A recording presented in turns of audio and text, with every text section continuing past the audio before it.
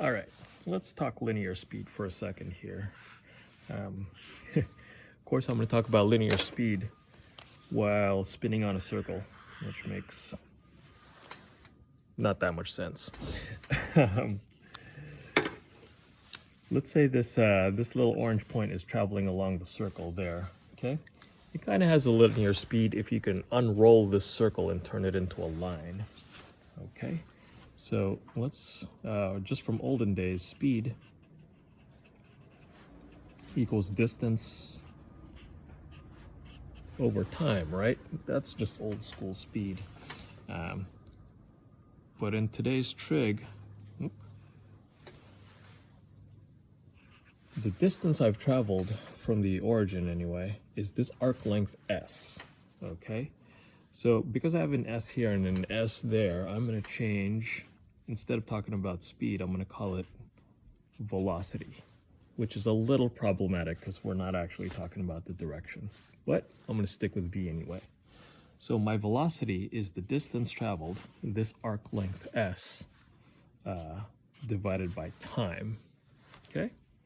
So that's a new formula. But I do want to connect it to what s is. And I hope you remember from previous work that s is equal to,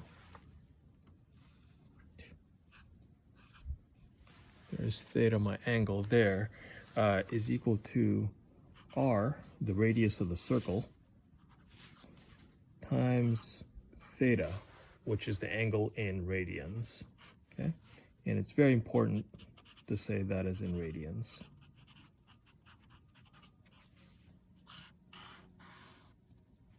Okay, and these two formulas are foundational for what I'm going to invent with you next, which is angular speed, okay?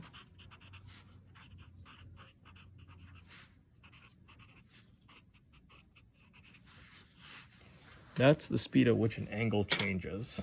So, very, very simply put,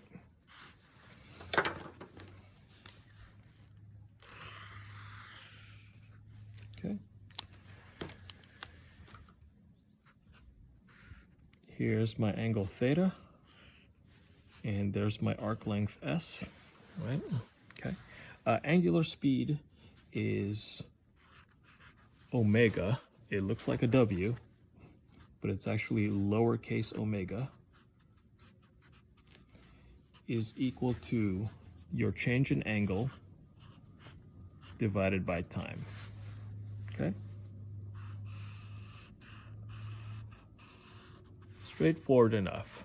So just for a brief example, let's say it takes this pen 7 minutes to go from here to here. That's like 45 degrees divided by 7 minutes, okay? Nothing too earth-shattering there.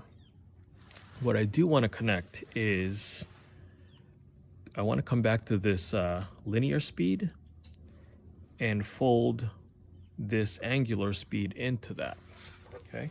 And that's just going to take some fancy algebra, and I'm going to squeeze it down here so that we're still on the same page. Okay. So my velocity right now is the arc length divided by time, correct? And the arc length is r theta.